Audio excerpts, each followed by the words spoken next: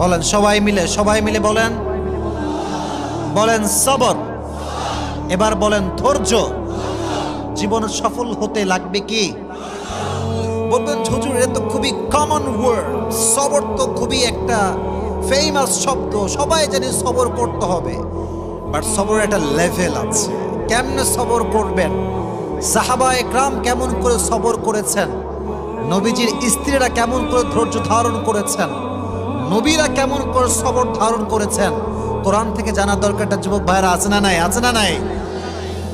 ধৈর্য হচ্ছে এমন একটা যন্ত্র যা কখনো ব্যর্থ হয় না, এমন একটা তীর যা কখনো লক্ষ্য ভ্রষ্ট হয় না।